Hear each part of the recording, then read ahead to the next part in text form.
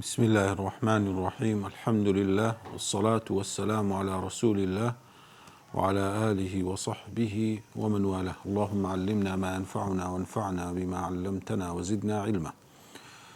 لا ركن كان إيمان ليشتنا ركني إيمان بروجي دوائي. روجي دوائي أو روجي كخواي قول سبحانه وتعالى همو مرۆڤەکان دووبارە زیندی دەکا و حیساب و کتابیان لەگەر دەکا و یان نەتیجە بەرەو بەهەشت یان بەرەو سزای دۆزەخ خوای گەورە بمان پارێزی. ئەو ڕۆژە بەشێکی زۆر لە قورئان و لە بیر و باوەڕی ئینسانی موسڵمان دادەگریتن لەبەرەوەی ئیمان بیلیەومی الئاخیر. ئەوەندە گرنگی پێدرایە زۆربەی جار لە قورئانێ ئیمان بیللا و ئیمان بیلیەومی الئاخیر بەیەکەوە دانرایە و بەیەکەوە باس کرایە.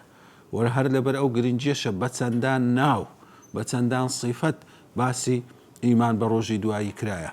نزیکەی بزانایان کە ژماردیتیان 25 زیاتر لە 25 ناو وەصیفاتی ئەو ڕۆژەیان لە قورئانێ ژماردیە، وەکو یەوم القیامە ئەو ڕۆژەی کە خەڵک هەمووی هەڵدەستیتەوە لە پاشەوەی کە دەمرن، اليوم الآخر اليوم الآخر ڕۆژی دوایی کە ئەو ڕۆژەیە کە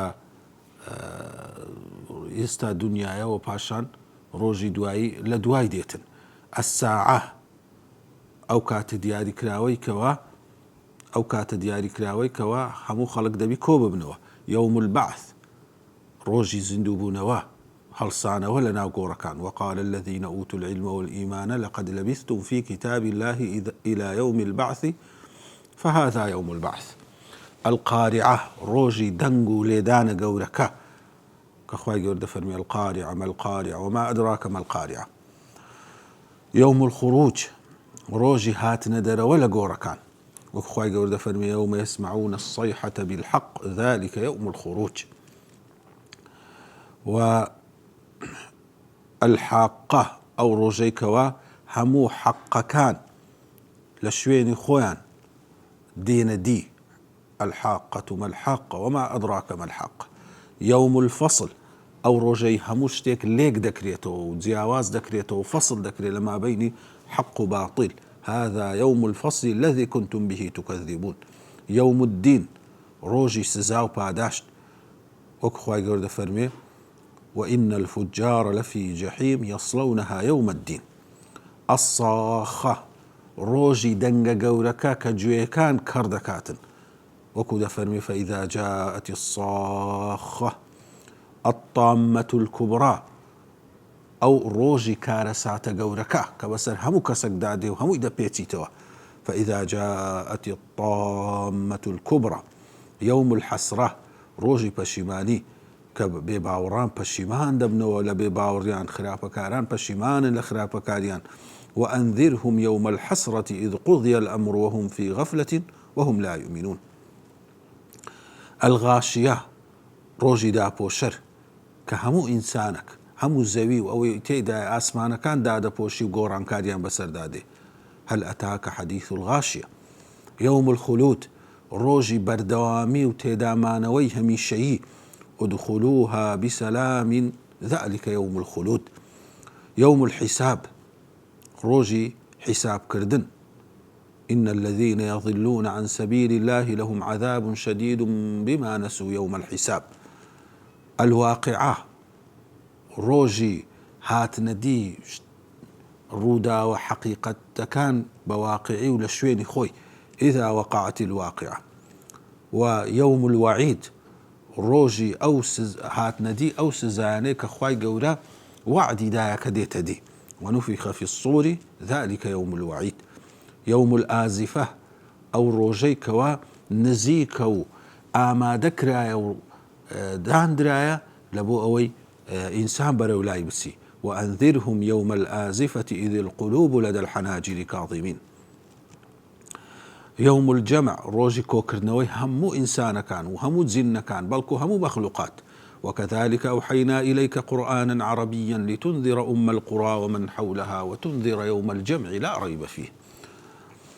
يوم التلاق ڕۆژی بەیەک چاو بەیەک دی کەتنەوە و بە یەکتر شادبوونەوەی خەڵکی چاو بە چاو دەکەویتەوە، هەموو خەڵک یەکتری دەبینیتەوە. أو رفيع الدرجات ذو العرش يلقي الروح من أمره على من يشاء من عباده لينذر يوم التلاق. أو روجا خلق بيكتر شاد دبيتوا، خلق يكتر دبينيتوا. آدم لقر كوتايمين من دالي خوي آخر كس لسر زوي يكتري دبينين لو روجي كاتا خلق همو يكدي دبيني.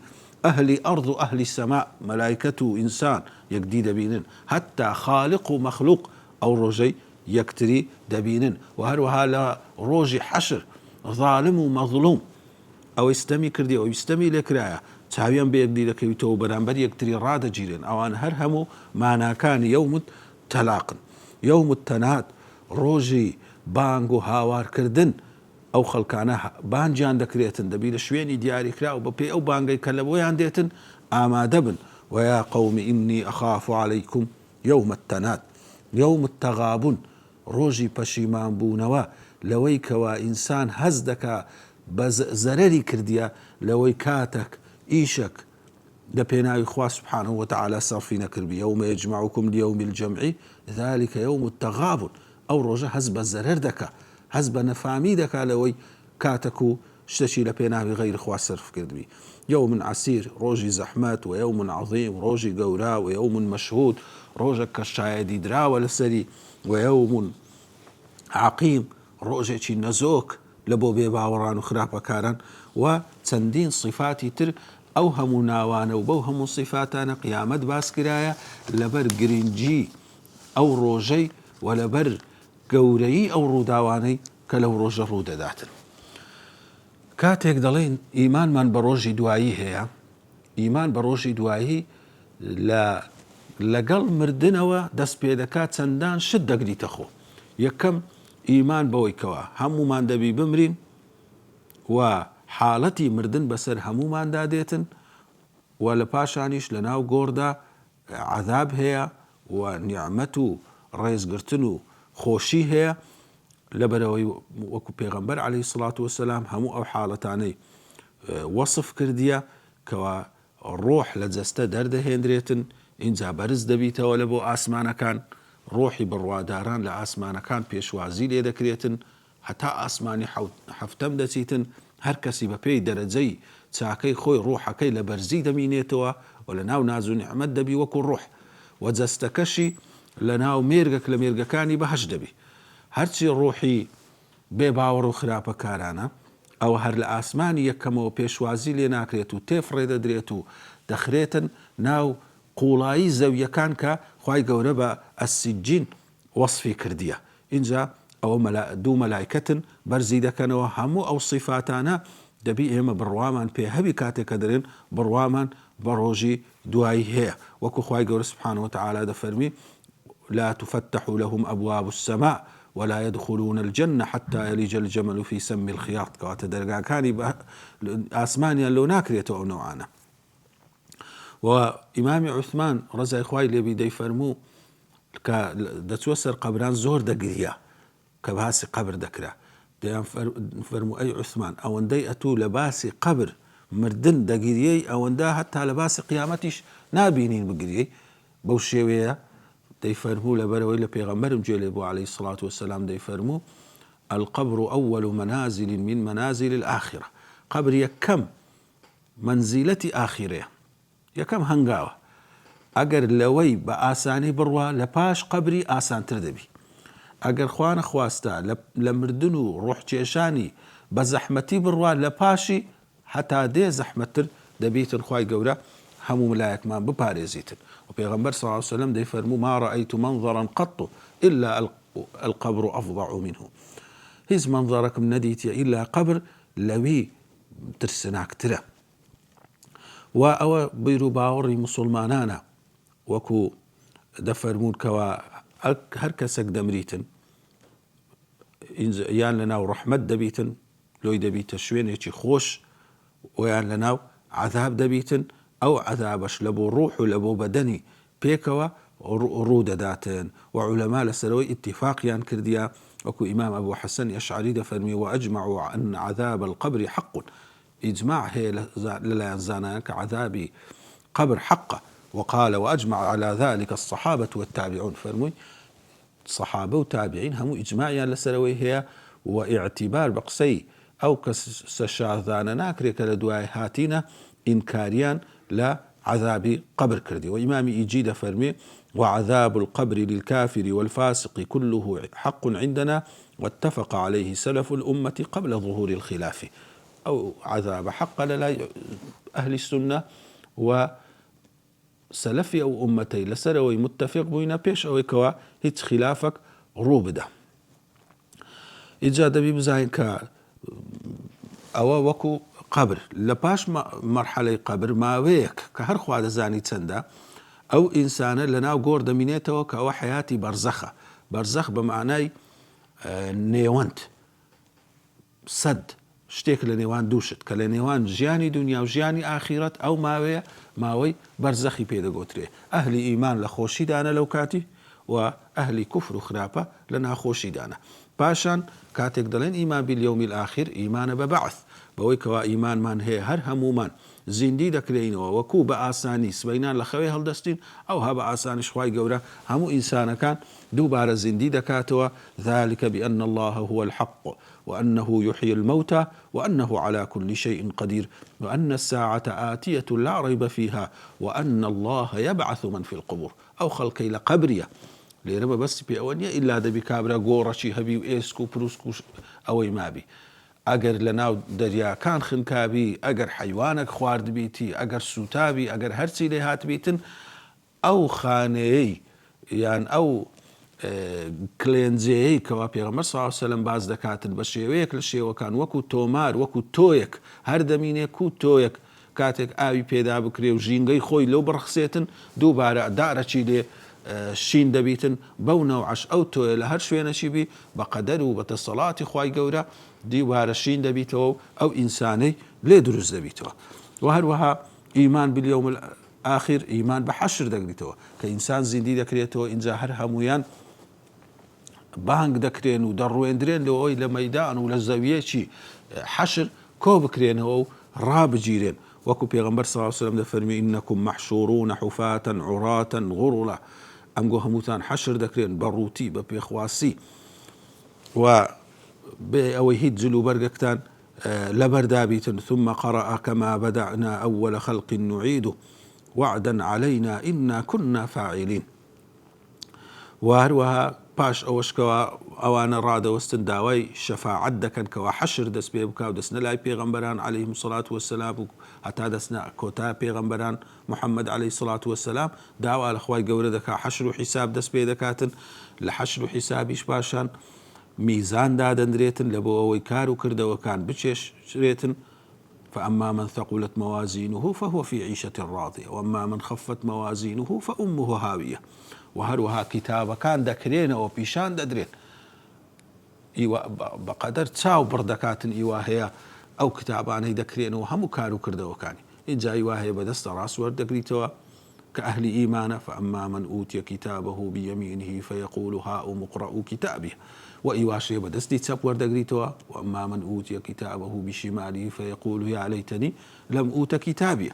إيمان باليوم الآخر تبي إيمان بو حقائقاني همو تيدا وهروها لباشانش بلو صيرات بلي ذكرين كبردك لسر جهنمي هرخواي جورد زاني شيوازو حقيقتك كوا أو خلق دروا هر كسي ببي عملي خوي إيواهي وكو بروسك خيرا دروا إيواهي وكو أسب سوار خيرا دروا إيواهي برو يشتن دروا إيواهي دكويو هل دستيتوا إيواشي إخوة إيورا بناما بدا قلابكاني دوزخ ديقرنو برو ناو قولاي دوزخ دكويتا خواره باشان برو بهشت يا برو جهنم بو تفاصيلي هاتيا كواتا إيمان باليوم الآخر أوانا همو دقريتوا باشان بهشت بهمو أو نازو نعمتاني كتيدا لقرآن ولسنة بيغمبر عليه الصلاة والسلام تفصيلي درايته لا هرتي داوا بكن فيها ما لا عين رأت ولا أذن سمعت ولا خطر على قلب بشر لنأزو نعمتي دا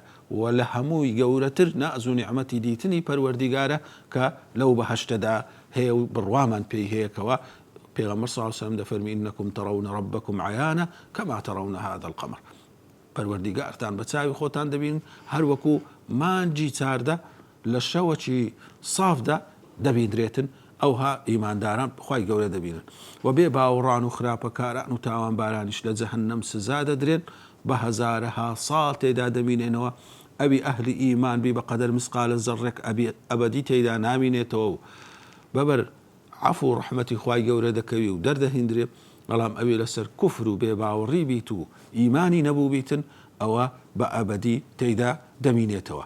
ئەوە بیر و باوەڕی ئینسانی موسڵمانە بە کورتی و بە پوختی دەربارەی ڕۆژی دوایی. اینجا بەڵگەکانی ئەو ڕۆژی دواییە کە ئەمە باسی دەکەین هەم لە قورئان و سنەتی پێغەمبەر عەلەیهی سەڵات وەسەلام هەم لە وەکو بەڵگەی عەقلیش کە هەردووچی تێک هەڵچێشە و لێک جیا ناکرێتەوە چونکە بەڵگەکانی قورئان و سنەت بەڵگەی عەقلیشن عەقلی ئینسان دەبزوێن و موافقن لەگەڵی چەند بەڵگەیەکی گەورەیەکەوە بە پوختی ئەمە باسییان دەکەین.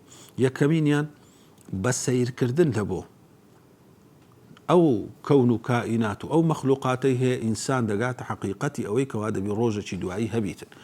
ئەگەر ئینسانێک بچیتە ناو شارەکی هەزاران بینایی ڕێک و پێک هەزاران جادە و نەخش و نیگار و گوڵ و گوڵزاری ڕێک و پێک هەزاران مۆزەف هەزاران شورتا هەموو شتێک لەو شارەی بەو پەڕی تەنزیم وردەکاری ببینیتن و معرەزەکی زۆر گەورە ببینی هەموو شتێک وەکو برێ وەکو پیشانگایەک پیشاندرا دەزانی ئەو هەموو ئیش و کارە ئەو هەموو معرەزە ئەو شارە بەبێ صاحب نییە و بەبێ قانونی سزا و پاداش نییە. یعنی لۆ خەڵکی ئەو شارەی مستحیلە بڵێ خراپەی بکەی خەڵکی بکوژی تاوانی ئەنجام بدەی یان چاکەی بکەی و ئەوەی بکەی ئەو شارە بێ صاحب بیتن سزا و پاداشتێک لە مقابل کار و کردەوەی نەبی.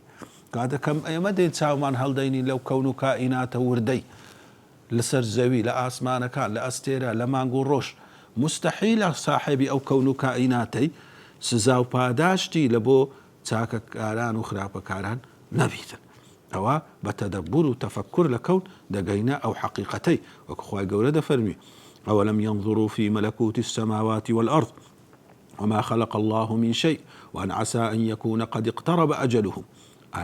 بیرناکەنەوە لە مەلەکوتی ئاسمان و زەوی لەو دروست کراوانە لە حەقیقەتی ئەو دروست کراوانە و چۆنیەتی بەڕێوە چوون و ئەو یاسایانەی پێی بەڕێوە دەچن و لەو بیرکردنەوەی نەگەیشتنە ئەو حەقیقەتەی کە ڕەنگە و نزیکەکەوە کاتی تێکچوون و کاتێ لە ناوچوونی ئەو زەویەی دابێت و کاتی حیسابیان لە بۆ بێتن. و بەڵگەی دووەم دلیل العدالة بەڵگەی عدالەت هەموو ئینسانە کافر مسلمان بێ باوەڕ ملحید لە دڵی خۆیدا وەکو فیترەت حەزی لە ڕاستی و لە عدالەتە و لە بۆ ئەوەی کەوا دەرێ فکرەی من لە چاکە و ئەمن خۆم پێ حەقا هەر ئەو قسەی کە دەرێ ئەمن حەقم و ڕاستم و مناقەشەی لەگە بەرامبەر دەکا دیارە لە بڕوای خۆیدا شتێک هەیە ناوی عدالەتە ناوی ڕاستیە.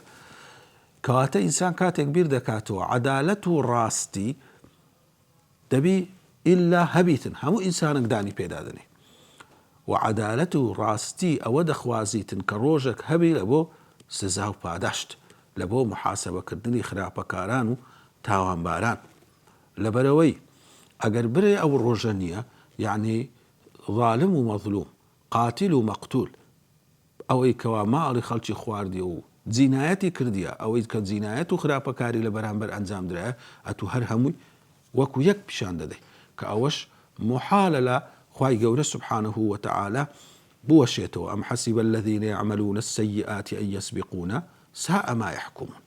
ئەوە کەسێک کە خراپەی دەکاتن ناتوانیتن بە پێش خوای گەورە بکەویان دەفەرمی ئەم نەجعل الذين آمنوا وعملوا الصالحات كالمفسدين في الأرض أم نجعل المتقين كالفجار. ئەوەش مستحیلە تا وابیتن هۆردووچیان یەک نەتیجەیان هەبی. سێمین بەڵگە دلیل الحکمە بەڵگەی حکمت خوای گەورە کارزانە کار لە جێە لە شوێنی خۆی کارەکان دەکاتن. ئەگەر ئەو کەون و کائیناتە لە بۆ ڕۆژەکی قیامەت و هەڵسانە و حیساب و جەزا نەبیتن ئەوە بێحکمەتی دەبی ئەدیلۆ چ خەڵق بووە. خوای گەورە دەفەرمێ فحسبتم أنما خلقناكم عبثا وأنكم إلينا لا ترجعون فتعالى الله الملك الحق. ئێستا ئەمە هەر ئیشەکی ئینسانی بکاتن بێ حکمت بێ هیچ مەبەستێک بیتن دەڵێن ئەو ئینسانە بێ عەقڵە شێتە تەنها کەسی شێت شتێکی دەکا هیچ مەبەستێک نییە و کەس سەری لێ دەرناچێەوە لۆچە ئەو ئیشەی دەکاتن. ولله المثل الأعلى ئەو خودای ئەو هەموو خەڵق و کەون و کائیناتە ورد و دەقیقەی بەبێ مەبەست دروست بکاتن مەحاڵە و لەوی ناوەشێتەوە وەکو ئینسان مەسەلەن تەماشای زنجیرە فلیمەکان دەکا هەموو ئەوانەی سیناریۆی فلیمەکان دەنووسن حەڵقە بە حەڵقە کە دەڕوات لە حەڵقەکانی سەرەتایی زاڵمەکان زوڵم لە خەڵکانە چی دەکەن ئەگەر لێرە ڕا حەڵقەکان کۆتایی پێ بێ برێ فلیمەکە خەلاص هەموو خەڵکێک دەرێەوەی ئەو سیناریۆی نووسە کەسێکی نەزان بووە کەسێکی نەفام بووە کو دەبێتە ئەو فلیمە لێرە کۆتایی بێ دەزانی بە فیتڕەتی خۆی بە عەقڵی خۆی کە دەبی لە کۆتایی فلیمەکەی و زنجیرەکان ماف لە بۆ خاوەن مافی بگەڕێتەوە. ولله المثل الأعلى تشبيه نبي لخوای گەورە سبحانه وتعالى کە نووسەری ڕووداوەکانی ئەو کەون و کائیناتەیە کو لەی دەوەشێتەوە سیناریۆیەکە وابیتن کە ئەوها زاڵم بڕوات و بمریت و کەس نەبی محاسبەی بکاتن سبحانه وتعالى ئەوە محاڵە و لەخوای گەورە سبحانه وتعالى ناوێشێتەوە. و یەک لە دەلیلەکانی دی دەلیلی فیتڕە کە هەموو ئینسانێک لە فیتڕەتی خۆی ئەوەی لە ناو ناخی چێندرایە کە سزا و پاداشتێ لۆیە کاتێک خراپەک دەکرێتن کەم بیان زۆر بی بە هەر نەوعەکی فکر کاتەوە هەموو ئینسانێک جۆرەك لە جۆرەکان بڕوای بە تۆڵەکردنەوە هەیە و بڕوای بە پاداشکردن هەیە مادام وابیتن فیتڕەتی ئینسانەوەی دەخوازی لە بەرامبەر چاکەی پاداش دەبی لە بەرامبەر خراپەی تۆڵە هەبی هەتا منداڵەکی بچووک 3-4 ساڵە دەبینی سەری بە دیواری دەکەویتن دەگرێتن بابی شەقەکی لە دیوارەکەی دەداتن دەرێها لێمدا کردەبیتەوە لۆ لە بەرەوەی لە فیتڕەتی خۆی نەزعی تۆڵەکردنەوە هەیە دەزانی تۆڵە دەبی هەبیتن. و یەکێک لە بەڵگەکانی دی بەڵگەی ئەلبیداء الأول دەستپێکردنەوەی یەکەم کە خودای گەورە سبحانه وتعالى هەر وەکو ئەو هەموو مەخلوقاتەی دروست کردیە زۆر لە لاشی ئاسانە دووبارە ئەوەی لە ناو ببات و دووبارە دروستی بکاتەوە وەکو دەفەرمی هو الذي يبدأ الخلق ثم يعيده وهو أهون عليه بنسبة إنساني أو آسان تريشه بنسبة خواي قورا هر وەکو یەکترە كما بدأكم تعودون هر وەکو دەست پێکرایە ئەو ها دووبارە دەشگەڕێنەوە. و یەک لە بەڵگەکانیدا بەڵگەی زیندووکردنەوەی ساڵانەی ئەو زەویەی بە ملیارەها زۆر ڕووەک و درەخت و دەیان مرێنی و دووبارە زیندیان دەکاتەوە و زۆر بە ئاسانیش کەوەش بەڵگەی قیامەتە وترى الأرض هامدة فإذا أنزلنا عليها الماء اهتزت وربت وأنبتت من كل زوج بهيج ئاوی بەسەردا دەبارێنی و هەمووی زیندی دەبنەوە بە ملیارەها زۆری ڕووەک و دار و درەخت بەو شێوەیەش بە ئاسانی خوای گەورە ئینسانی زیندوو دەکات کاتە ئەوە قیامەتەکی گچکەیە ساڵانە پیشانی ئەو ئینسانەی دەدرێت لۆ ئەوەی دەلالەت بیت و پیشانی بداتن کە قیامەتی گەورەش لە ڕێیە.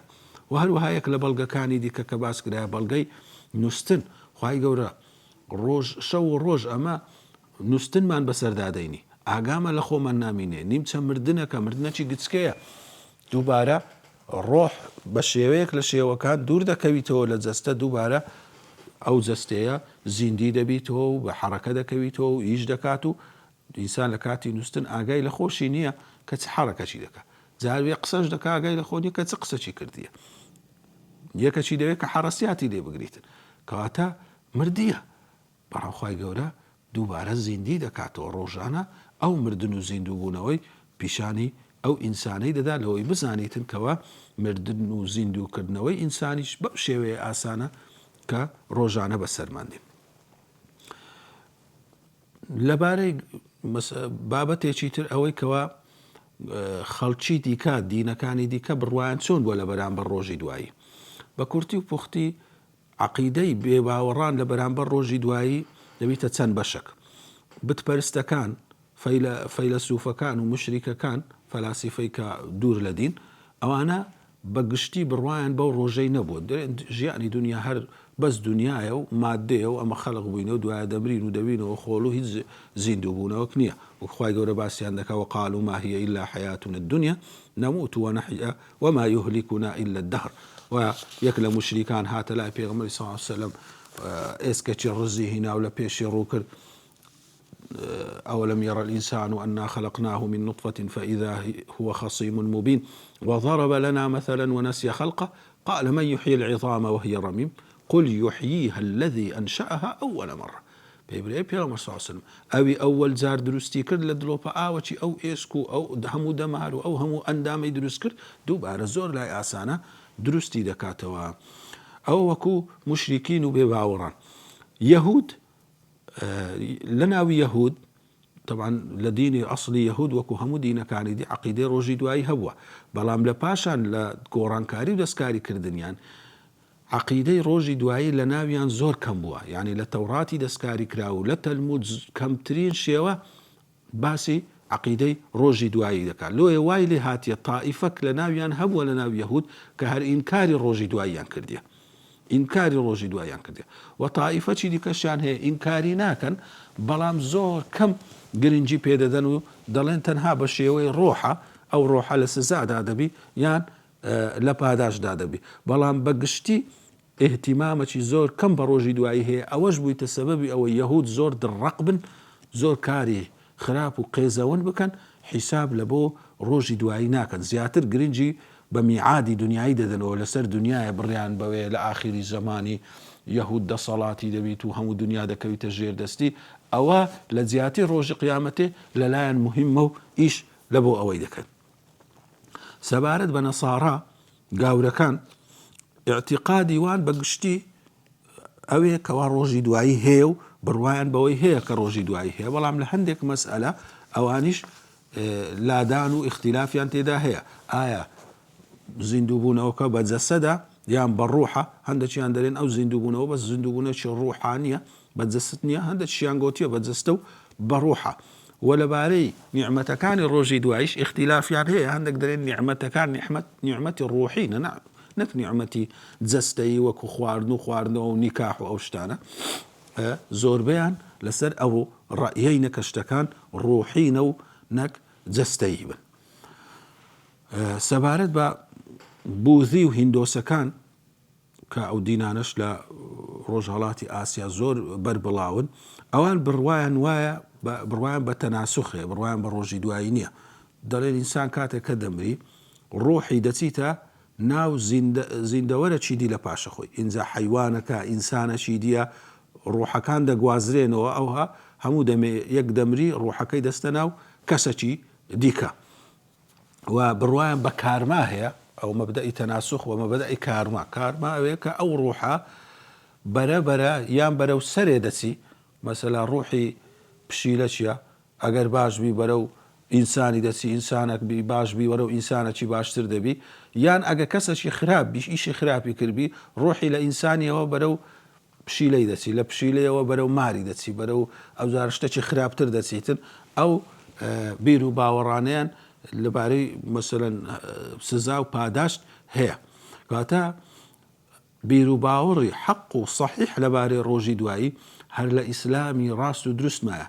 هەمووی جۆرێک لە جۆرەکان کەم تا زۆر لێڵی و شێواوی لە بۆ ئەو بیر و باوەڕانە چووە، بەڵام دوایە کە قورئان دێتن و ئەو پێغەمبەر عەلەیهی سڵات وەسەلام دێتن بە ڕوون و ڕاشکاوی بە موافق لەگەر عەقڵ و لەگەر فیتڕەتی ئینسانی ڕۆژی دوایی ڕوون دەکاتەوە کە هەموو ئینسانێک دەمریت و هەموو ئینسانێک ئەو مەراحیلانەی ڕۆژی دوایی بەسەردادێت تا لە کۆتاییەکەی بەهەشتی هەمیشەیی یان ئاگری دۆزەخی هەمیشەیی خوای گەورە هەموو لایەکمان بپارێزی.